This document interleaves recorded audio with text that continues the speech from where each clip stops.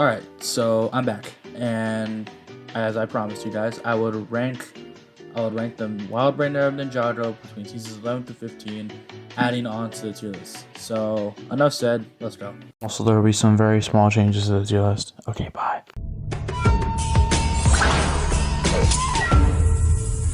Secrets of the Forbidden Spinjitzu was better than I expected, but not by much. I went in there with very low expectations, and my friends kept telling me it was worse than Hands of Time, but it was slightly better for one reason only: the Ice Chapter. The Ice Chapter was pretty okay. I thought Akita was a cool character, and I liked her friendship with Lore. Making Zane the villain was pretty interesting to watch as he was manipulated by General Vex. The characters in this chapter were also okay, and same with the writing as well, better than Hands of Time.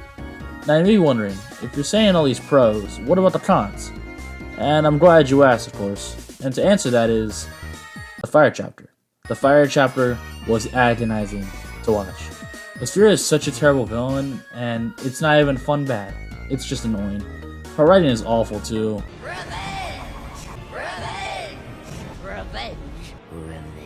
Holy fuck. Her motive was, I guess, okay, but it was incredibly cliche. They did clutch powers so dirty in the show too. How do we go from the amazing clutch powers back in the early 2000s to a complete douche and alcoholic now? It's bad, but Hands of Time was worse. Low D tier.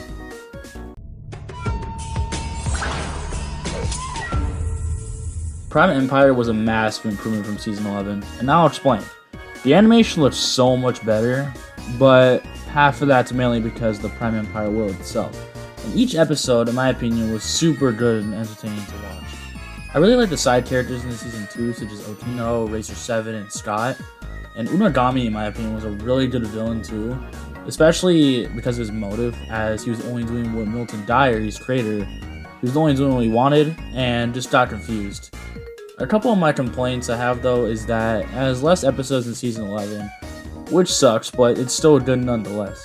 And for Jay being the main focus in this season, out of all 16 episodes it has, it's the finale where we see Jay get his focus in this season. That's it. I did love how he was able to relate to Unagami, is that they're both abandoned by their parents or the creators. And I also really liked the Ninjago Confidential episode, as we got to see the Zane and Pixel subplot, and I thought that was really funny. Overall, this season was great and it had a lot of fun moments.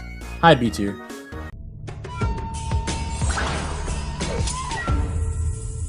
Master of the Mountain. It took this long for Cole to get a season, and the timing could not have been any worse. Master of the Mountain was hands down one of my favorite Ninjago seasons. I absolutely love Cole's character development this season, and his final fight with Vangelis as well. I really like how it took place in the underground Shintaro dungeon and really setting up Cole's character arc. And I thought Vanya was a cool character, and I liked her bond with Cole. I really loved how he was also able to learn Spinjitzu Burst to be able to fight off Vangelis, but my only issues with this season were that, first off, the beef with the Months of the Geckos. That got annoying super fast, and I am just, it was gross. And Vangelis wasn't too great of a villain either. However, he was a slave owner. S tier, moving on.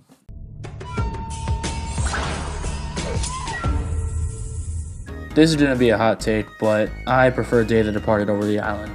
The island, it was not terrible. The visuals were pretty, and the jungle suits were some of the best suits I've ever seen in Ninjago. It's just boring. Clutch Powers comes back again, being the usual douche he is, tries to sabotage the mission once more with the ninja. Rowan's the main villain this time around, which I thought was pretty cool, but there was some missed potential with him being an actual villain. But overall, there was, like I said, there's much to say about it. This whole thing's to set up Seabound, so I guess on to Seabound. By the way, it's a low D tier.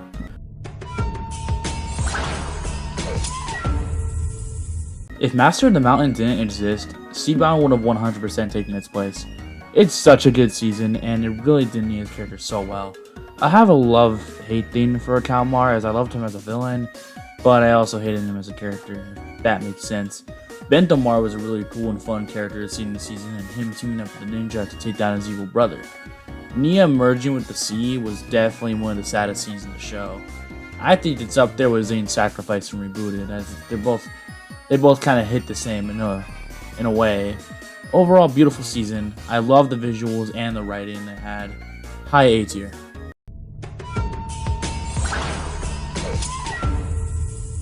This is going to be a long one, so get ready. Crystallized. I didn't like it. Crystallized was more disappointing than I thought it would be, and I have a few questions. For starters, there was a bunch of wasted potential, such as how they wasted Lloyd's Oni form in the final battle, and I wasn't the biggest fan of how they handled Darmon's character this season either. For example, I hate how they completely ignored the fact that it was the Great Devourer that made him evil and not Oni Blood. So why they make it that being part Oni was the reason he had trouble being good instead of being bitten by the Great Devourer's venom. Also, Wu is part Oni as well, so I don't really know why it was just Lloyd specifically who needed to embrace his Oni side when Wu could have done that for himself too. This season made Nia's sacrifice in Seabound mean absolutely nothing. They brought her back within the first few episodes for no specific reason, by the way. You'd think after Nia's death, Kai would be the most depressed, right? Because, you know, they're siblings. But nope, it was Jay. Who could have seen that coming? Great job, Ninjago. I don't see any reason to bring back Harumi either. She got hella nerfed anyway, so she wasn't as powerful. But I think Season 9 ended her character arc perfectly. Another thing I'm confused by too is the fact that Harumi chose to work with Pythor, even though he was responsible for the Great Devourer killing her parents. I do think the Dragon forms are cool, and Dareth being the man he is, carrying the season once again. I did not like the final battle between Lloyd and Overlord. The fact that Lloyd by himself destroys the Overlord is kind of tragic.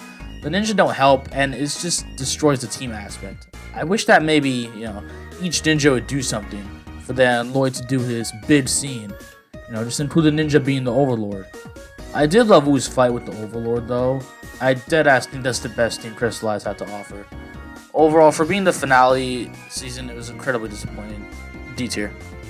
Alright, so this is my official final list, ranking every season between seasons 1 through 15 of LEGO Ninjago.